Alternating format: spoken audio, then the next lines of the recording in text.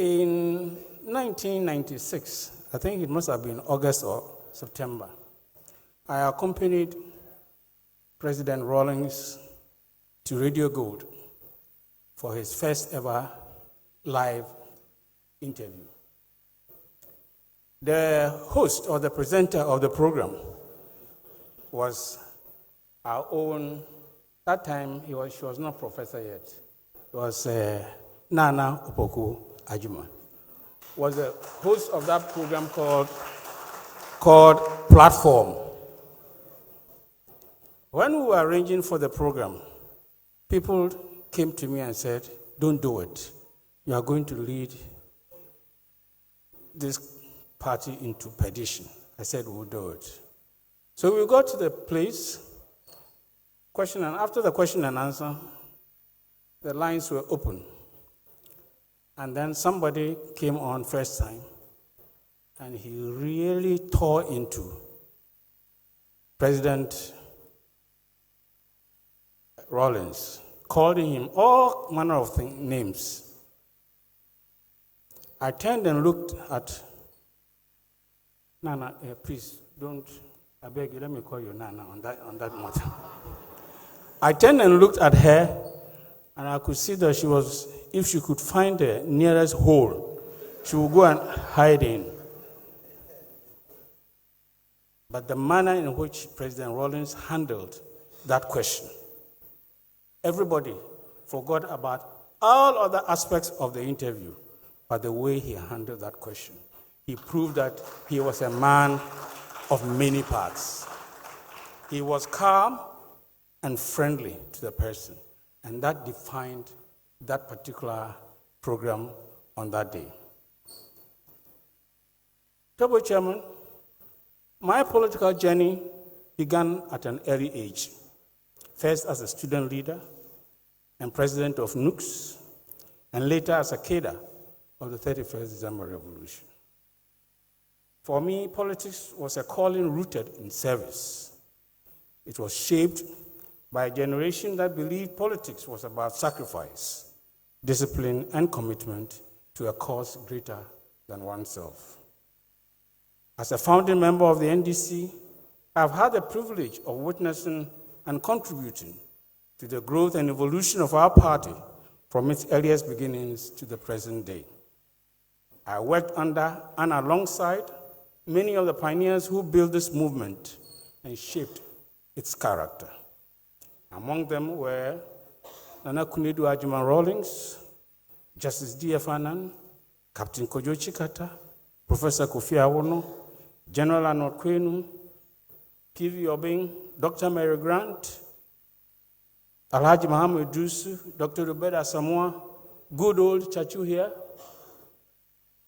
Hudu Yaya, Gertrude Zakaria, our own Atu and Kwamna Ahoy, Dana Bodapi, Atudazi, Guzidanto, Samgaba, and Commander Asasijima, who was the one who announced on 31st December that just before Rawlings spoke, that this is a coup to end all coups. And that prophecy has come true.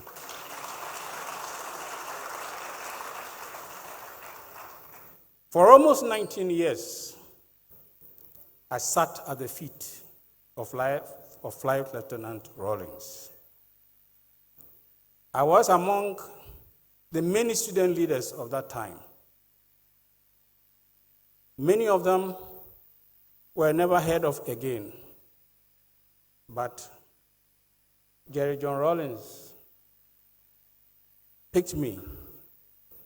He saw something in me and brought me close to him. If I stand here as KTQ and all that, I must give him recognition that he made it possible. Since the end of the Rawlings era, I have devoted my energies preserving and advancing the ideals that gave birth to our political tradition. It is from that experience and perspective that I offer these reflections today. The life of Jerry Rawlings cannot be reduced to a few remarks. The revolution he came to embody cannot be reduced to nostalgia, and the legacy he left behind cannot be honored merely through praise singing. It must be examined, it must be protected, above all, it must be lived. The theme before us, from revolution to the Fourth Republic, should not be treated as a historical journey to be recounted. It must be received as an invitation to honest examination. Socrates warned that the unexamined life is not worth living. For political movements too, the unexamined legacy is not worth celebrating. We must examine not only the means by which change was pursued in the 19 years of PNDC, NDC, but the ends for which sacrifices were made. For in the final analysis, it is the nobility of the ends, justice, probity, accountability, dignity for the ordinary Ghanaian, and democratic stability that gives moral meaning to the struggles that came before. Those of us who lived through the turbulence of those years know what the revolution demanded. It demanded courage. It demanded a willingness to confront moral decay, arrogance, impunity, and the dangerous belief that public office was the private property of a privileged few. Not every action of those years was perfect. No honest participant in that history can make such a claim.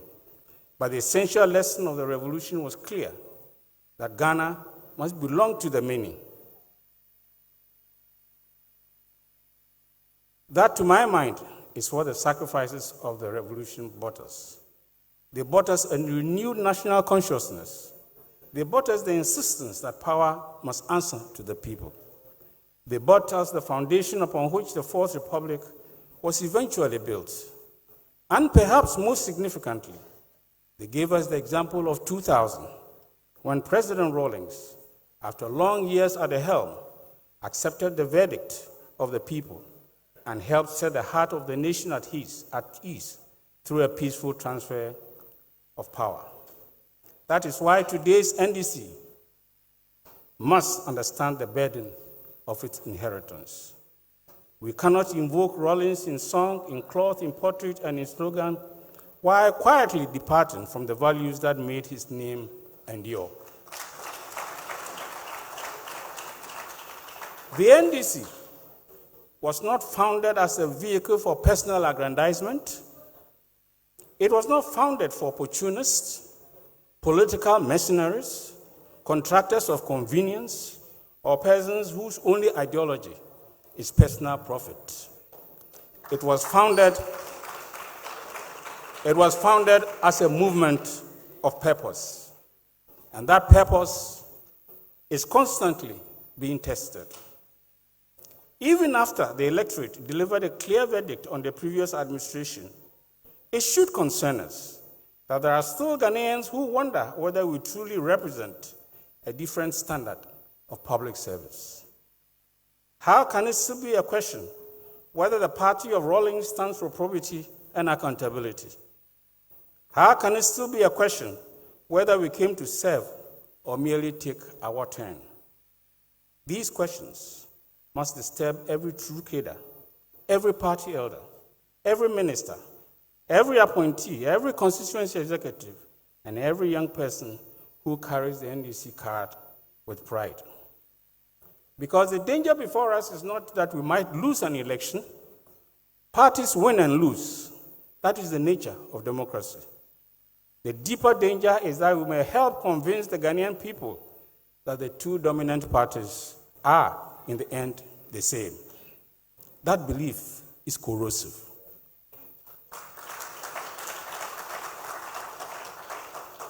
When citizens conclude that all parties are alike, they do not merely reject politicians, they reject the democratic system itself. They question whether elections matter. They doubt whether constitutional government can deliver justice, discipline, and accountability. And when that trust erodes, a dangerous desperation can take root. If the dominant parties of the Fourth Republic come to be seen as indistinguishable vessels of elite self-interest, we do not only invite a healthy third-party challenge, we risk creating the deeper vacuum that a more dangerous politics fills. The demagogue does not need to invent a crisis. He only needs one that we have already made. The solution, I submit, is not to close ranks and defend the status quo. It is to give Ghanaians a reason to believe that this party, this tradition, this legacy of Jerry John Rawlings still stands for something worth choosing. We must not surrender that ground, and it is gratifying that President John Mahama is keeping faith and keeping hope alive as far as the vision is concerned. Toby Chair, political parties, like all enduring institutions, must evolve across changing times and circumstances. Interestingly, sometimes when those of us from the older stock of NDC speak, we are reminded that the party has moved on and that we belong to a world of extinct dinosaurs.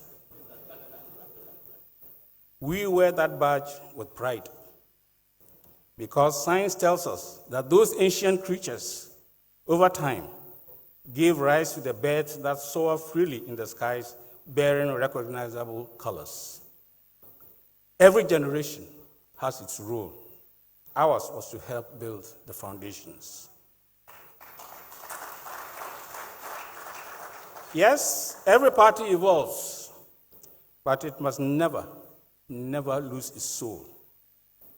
Structures, strategies, and personalities may change. The core values of a revolutionary tradition must not. The strength of the NDC was built on the character of men and women shaped by discipline, loyalty, conviction, and service. Probity and accountability, together with the politics rooted in the grassroots, created an active and durable foundation that must never be neglected or forgotten. The concept of the Keda tradition, at its best, was never merely about political activism. It was about nurturing people of character who place the cause above personal gain. It is for this reason that I would encourage the Rawlings Foundation to devote particular attention to leadership development, because the leadership style and the depth of the Rawlings' leadership was unique in all respects.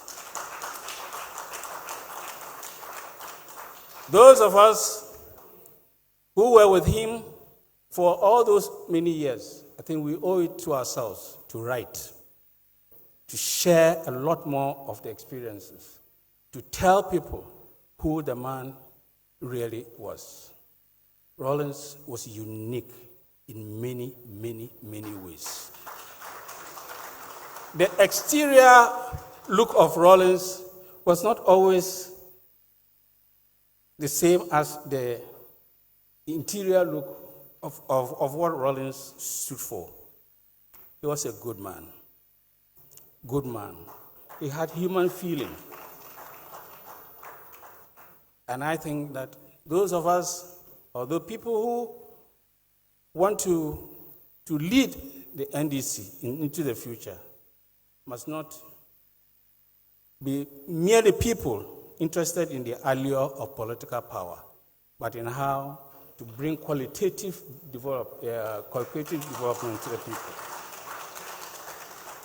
Toby Chair, one last point. Our party has successfully navigated transitions before. We have experienced changes of leadership and changes of generations. Our success during those moments was made possible by discipline, respect for leadership, respect for processes, and commitment to the collective good. One of the greatest attributes of Chairman Rawlings was his political sense of timing. That strategic wisdom to know when to act, when to hold, when to make a move, and when to make strategic decisions when the collective interest was at stake. There is nothing wrong with ambition. Indeed, healthy ambition. Healthy ambition drives progress and achievement. However, ambition must be guided by sound judgment and timing. It becomes destructive when it undermines unity, distracts from governance, and appears to impact negatively on the government's mandate. The story of President General John Rawlings, of Professor John Evans Atta Mills, and President John Mahama is one continuous story, the story of the National Democratic Congress, NDC.